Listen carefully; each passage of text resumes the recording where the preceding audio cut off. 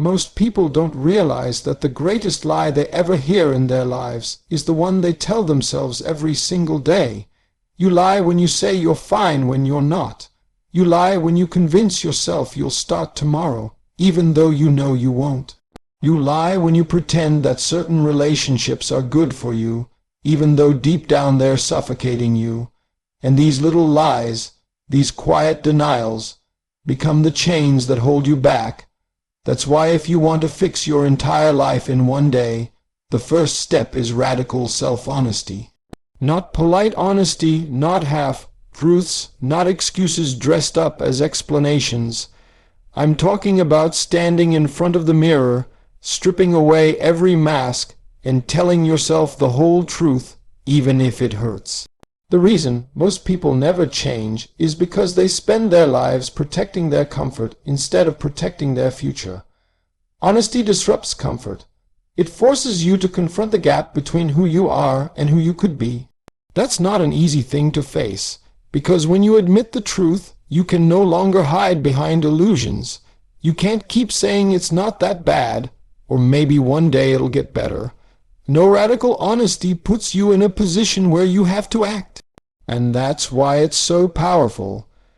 In one day, when you finally stop lying to yourself, you create the conditions for a whole new life to begin. Think about it like this. You can't fix a house if you refuse to admit it's falling apart. You can paint the walls, light a candle, spray some air freshener, but the cracks in the foundation are still there. That's how a lot of people live their lives, painting over problems, covering up pain, and convincing themselves everything is fine. But the foundation remains weak. Radical honesty is about ripping away the cover-up and admitting the foundation needs work. If I don't face this now, it will collapse later.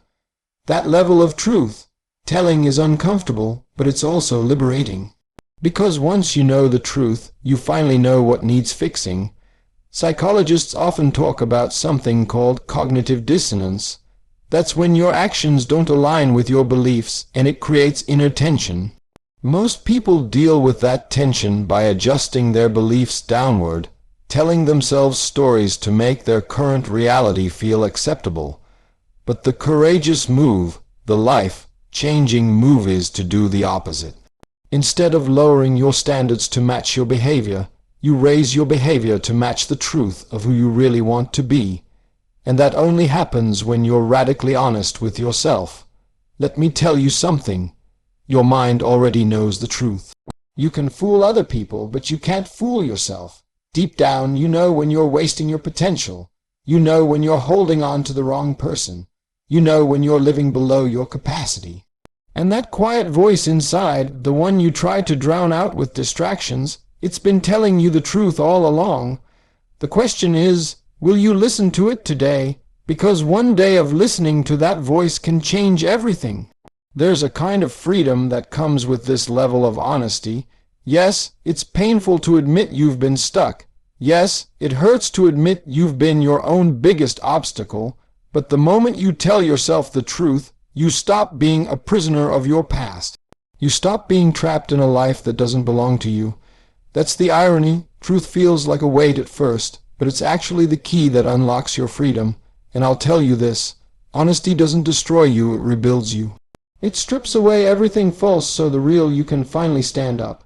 That's why in one day, with one decision, you can fix your entire life. It starts with saying, no more lies, no more pretending. From today forward, I will face reality as it is, not as I wish it to be. That declaration alone can alter the course of your future. Because once you accept the truth, every choice you make afterward will be built on solid ground. So if you want that one day to be today, stop running from yourself. Stop telling yourself stories that keep you safe but small. Look yourself in the mirror and say exactly what needs to be said. Name the habits that are destroying you. Call out the relationships that are draining you. Acknowledge the dreams you've been betraying. That honesty might sting, but it's also the medicine, because here's the reality. Your life can't be fixed by wishful thinking. It gets fixed when you finally have the courage to see things exactly as they are.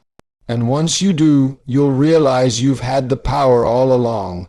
Radical honesty is not the end. It's the beginning. It's the doorway to freedom, to transformation, to the kind of life you've been imagining. But the door won't open until you turn the key, and that key is the truth. So ask yourself right now, are you willing to tell yourself the truth today?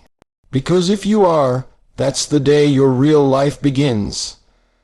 The second step in fixing your entire life in one day is simple, but it's not easy. You have to cut the dead weight. And by dead weight, I'm not just talking about people, though yes, some people qualify.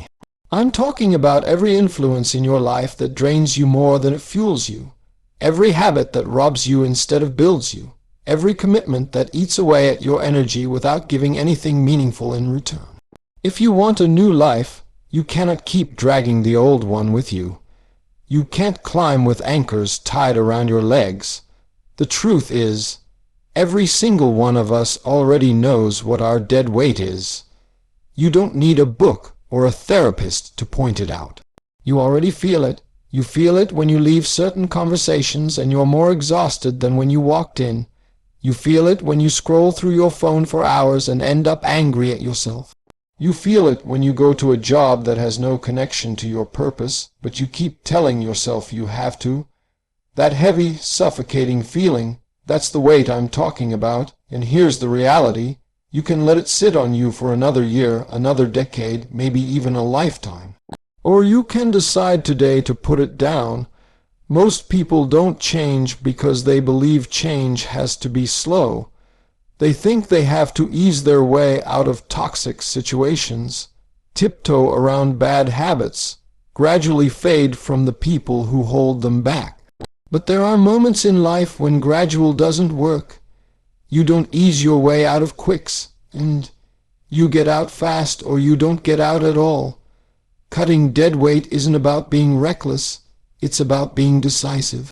And one decisive choice can alter your entire trajectory. Now, I'm not saying this is painless. It can hurt to let go of people you've known for years. It can hurt to admit that a dream you've been chasing isn't truly yours, it's someone else's. It can hurt to delete the distractions you've been addicted to, but pain isn't always a sign you're doing something wrong. Sometimes it's the proof you're doing something right. Growth hurts, healing hurts. But staying stuck hurts worse. Think about your phone battery for a second. When your battery drains too fast, you check to see what apps are running in the background. Half the time, it's apps you don't even use. Life works the same way. You're drained not just because of what you're actively doing, but because of what you keep running in the background. The grudges you won't let go of. The friendships you've outgrown but won't release. The habits you know are toxic but keep around because they're familiar. Cutting the dead weight is like closing those apps. You conserve energy, and suddenly you realize you have more power than you thought. And let's be real, there are people in your life right now who only call when they need something. There are people who celebrate your failures louder than your wins. There are people who drain you not because they're evil, but because they're stuck in their own cycle of negativity and they want company. And if you don't cut that weight, they'll drag you into the same pit they live in. You cannot fix your life in one day if you keep surrounding yourself with people committed to staying broken. Some of you are still carrying around habits that should have been buried years ago. You say you want a better body, but you keep clinging to the junk that destroys your health. You say you want success, but you keep wasting your mornings in ways that kill momentum. You say you want peace, but you can't put down the very things that stir your chaos. The hard truth is this: you don't get to keep the old and claim the new at the same time. You have to trade one for the other. Cutting dead weight isn't about cruelty. It's about clarity.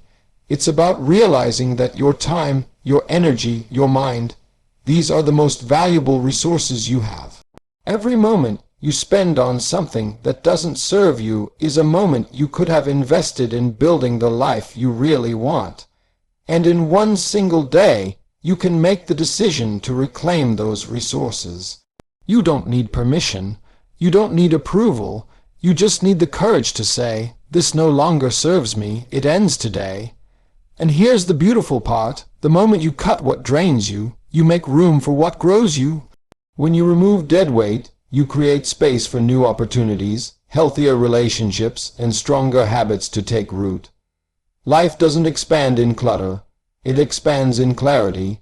And sometimes the most spiritual, most empowering, most life-changing act you can do is simply to let go.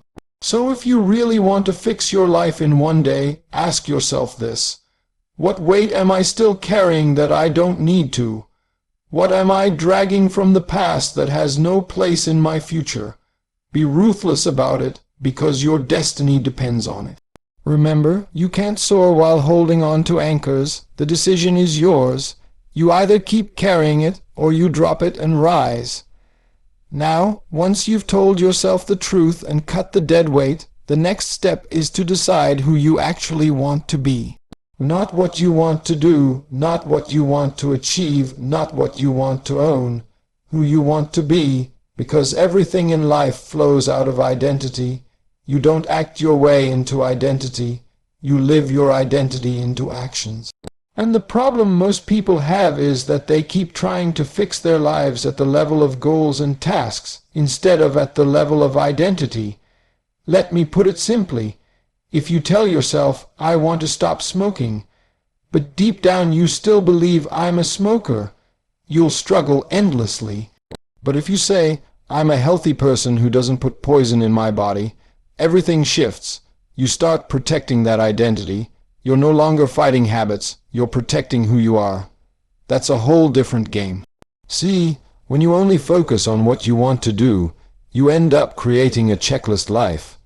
You cross things off, but you never transform. But when you decide who you want to be, your choices start to align naturally. That's why the most powerful decision you can make in one single day is to define your identity with clarity and conviction. Here's where psychology and philosophy meet. Philosophers have always wrestled with the question, "Who am I?" And psychologists will tell you that your behavior is a reflection of yourself, concept, what you believe about yourself. If those two aren't in alignment, you end up living a fractured life. You may have success in one area, but sabotage yourself in another. You may look good on the outside, but feel lost on the inside. The root cause, a weak or confused identity, and that's why most people never really change. They chase success without first asking, "Who do I need to become to hold that success?" They chase relationships without asking, "What kind of person am I bringing into this relationship?" They chase money, status, achievements, without ever building the character that sustains them.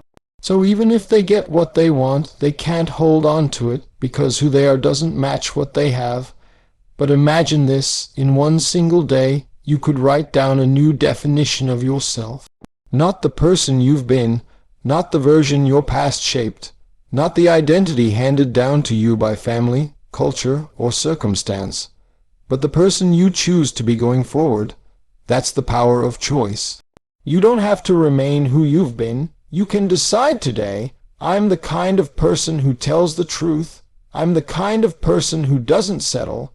I'm the kind of person who creates more than I consume, who gives more than I take, who rises every time I fall." You make that declaration, and suddenly your life starts reshaping itself around it. Because here's the thing, life doesn't give you what you want. Life gives you what you believe you are. If you see yourself as unworthy, you'll sabotage opportunities. If you see yourself as powerless, you won't act on chances. But the moment you claim a higher identity, the moment you say, "This is who I am now," your behavior will rise to protect that, and that shift, that inner decision, can happen in a single day. Now, don't confuse this with faking it. This isn't about pretending to be something you're not. It's about deciding who you're going to grow into. It's about planting a flag in the ground and saying, "From here on, this is me." And once you do, you'll start noticing that everything else begins to align. Your standards, your habits, your circle, they'll either rise with you or fall away, but either way, your identity leads. Think about the heroes, the leaders, the people you admire. They didn't just accomplish things, they embodied something. They stood for something. They were clear about who they were, and that clarity directed their choices. That's why they left an impact, and that same clarity is available to you. So here's the question you've got to ask yourself. If you stripped away all the noise, all the distractions, all the expectations from other people, who do you actually want to be? What kind of person do you want to see in the mirror every morning? Answer that honestly, and you've already taken a massive leap forward, because once you decide who you want to be, the what to do takes care of itself. The decisions become clearer, the distractions lose their power. The habits either align or they die off, and you'll realize that changing your entire life in one day isn't about fixing every detail. It's about one defining decision, to become the person who can hold the life you want. So let me leave you with this thought. Stop chasing goals and start shaping identity. Stop asking, what do I want to do? And start asking, who do I want to become? Because the day you answer that question with conviction, that's the day everything else begins to change. Once you've been honest with yourself, once you've cut the dead weight, once you've decided who you want to be, the next step is to take control of the most valuable resource you've been given. Your time, because no matter how much you want to change, no matter how much clarity you have about your identity, if your time is out of control, your life will stay out of control. Time is the architecture of life. It's the structure that everything else sits on. You can have the best vision in the world, but if your hours are scattered, your vision will collapse. You can have a strong identity, but if your days are wasted, that identity never gets expressed. The hard truth is this: if you don't master your time, something or someone else will. And if you give your time away to the wrong things, you're giving your future away piece by piece. Most people don't lose their lives in big dramatic crashes. They lose them in minutes. 5 minutes scrolling here, an hour wasted there, a day given to someone else's agenda. And before they know it, years are gone with nothing to show but regret. If you really want to fix your entire life in one day, you must decide that from this day forward your time is not cheap. Your time is not casual. Your time is sacred.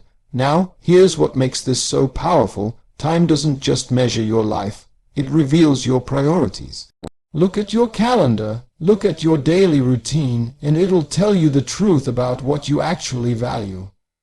People say they value health, but their time says otherwise.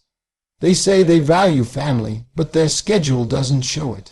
They say they want success, but most of their hours are spent avoiding the very work that would bring it. This is where radical self-honesty and identity meet time. Because when you know who you want to be, your time has to line up with that. Otherwise, you're living in contradiction. And I'll tell you something. Contradiction is exhausting. Living a life where your identity and your schedule don't match drains you at a soul level. That's why reclaiming control of your time is not just about productivity. It's about alignment. It's about creating a daily rhythm that reflects the truth of who you are and where you're going. Think about the people you admire. They don't have more time than you. They don't get 30 hours in a day while you get 24. They just made a decision. I will not waste mine. They set boundaries. They structure their days. They protect their mornings. They treat time like the rare currency it is, instead of spending it like loose change. And here's the psychological depth to it. Time is the one thing you can never get back. You can lose money and earn it again. You can lose opportunities and find new ones. But when time is gone, it's gone. And most people live like they have endless tomorrows, but they don't. That's why one day of restructuring your time can be the day your entire life begins to shift. So how do you reclaim control? You start by auditing your hours. Look at where they go. Be brutally honest. who or what is eating the majority of your time, then you ask yourself, does this align with who I've decided to be? If not, it gets cut, just like the dead weight. You then take the essentials, your health, your growth, your purpose, your relationships, and you carve out sacred time for them, and you protect it like your life depends on it, because it does. This doesn't mean you schedule every second. It doesn't mean you become robotic. It means you become intentional. You choose your time instead of letting it be chosen for you. You spend it on what builds, not just on what distracts. You give it to people who multiply it, not just those who waste it. And here's the beautiful thing. The moment you reclaim your time, your life begins to feel lighter. The chaos quiets down. The stress reduces. You start to feel control returning to your hands. Not because life suddenly got easy, but because you stopped handing your hours away like they meant nothing. You finally decided your time is too valuable to waste. So let me leave you with this. If you want to fix your life in one day, fix your time in one day. Decide what matters most and build your hours around it. Eliminate what doesn't, protect what does, because at the end of your life, it won't be the years you remember. It will be how you spent your days. Your time is your life. Protect it, and you protect everything. By the time you've been honest with yourself, cut the dead weight, defined who you want to be, and taken control of your time, there's still one more layer that locks it all in. Your standards. Because you don't rise to the level of your dreams, you fall to the level of your standards. Your vision can be huge, but if your standards are low, life will always shrink you back down to them. Let me put it this way. Everybody wants more. Everybody wants success, love, fulfillment, peace. But not everybody is willing to raise their standards high enough to match those things. And here's the uncomfortable truth. Life doesn't give you what you want. It gives you what you're willing to tolerate. If you tolerate toxic relationships, you'll stay in them. If you tolerate mediocrity in your work, that's all you'll ever see. If you tolerate bad habits, they'll become your identity. Your standards are the ceiling and the floor of your life, and you are always living somewhere in between. Most people think they need more motivation, but motivation is unreliable. It comes and goes. What you really need are higher standards, because standards don't ask you how you feel, they demand consistency. A person with high standards doesn't ask, do I feel like exercising today? Their standard says, I move my body, period. A person with high standards doesn't ask, should I stay in this relationship even though it's killing me? Their standard says, I only allow love that respects me. See the difference? Motivation wavers, but standards define you. This is why fixing your entire life in one day is possible. Because in one day, you can decide that the old standards you used to live by no longer apply. In one day, you can decide that what you used to accept, you will no longer tolerate. That one shift immediately raises the bar for everything. Your relationships, your habits, your goals, your environment. Once you raise your standards, life has to adjust. Psychologists talk a lot about something called the self-fulfilling prophecy. The idea is that your expectations shape your reality, but here's the deeper layer. Your standards are your expectations for yourself. If you expect yourself to always show up late, you will. If you expect yourself to procrastinate, you will. But if you expect yourself to honor your commitments, to follow through, to hold yourself to a higher level, your behavior bends to that. It's not magic, it's alignment, and let's get real. Your standards are showing right now. Look at your health, your finances, your relationships, your environment. They are all a reflection of the standards you've been willing to accept. If you want those things to change, you don't start with them. You start with what you demand of yourself. Now, here's where it gets uncomfortable. Raising your standards means saying no. It means refusing to tolerate what you once allowed. It means letting people get mad at you, letting opportunities pass that don't align, letting habits die that once brought you comfort. That's the price of growth. but the payoff is that your life begins to match your vision instead of contradicting it. Think about it. How many times have you said, "I deserve better"? That's a good start, but it's not enough. You don't just get what you deserve. You get what you enforce. You get what you demand of yourself and what you refuse to allow. That's the difference between wishing for a better life and actually building one. And don't misunderstand me. This isn't about being perfect. It's not about never slipping. It's about setting a floor beneath you so low standards can't trap you anymore. It's about raising the minimum so even on your worst day, you're still standing taller than you used to. Here's the beautiful part. The moment you raise your standards, your life starts to feel lighter, cleaner, sharper. You stop fighting with yourself so much. You stop living in contradiction. Because when your standards align with your vision, everything flows together. Your habits, your relationships, your goals, they all point in the same direction. That's when momentum kicks in. That's when change stops feeling like a battle and starts feeling like a rhythm. So if you want to fix your entire life in one day, don't just dream bigger, demand better. Don't just create a vision. Back it up with standards that refuse to accept anything less. Because your vision is only as strong as the standards that protect it. Here's the question I'll leave you with. If the life you want requires a higher version of you, what standards do you need to raise today to meet it? Answer that with honesty, enforce it with courage, and your life will begin to rise to the level of your vision. By the time you've gotten honest with yourself, cut the dead weight, chosen who you want to be, taken control of your time and raised your standards, there's one final step that turns all of it from theory into reality. You've got to take one irreversible action that locks in your future. Because here's the truth. Nothing changes until something moves. You can think, you can plan, you can dream, but until you take action that you cannot walk back from, you haven't crossed the line yet. There's a psychological reason for this. Our minds are wired to cling to safety. Even when we've made decisions in our hearts, our brains still want to keep the exit door open.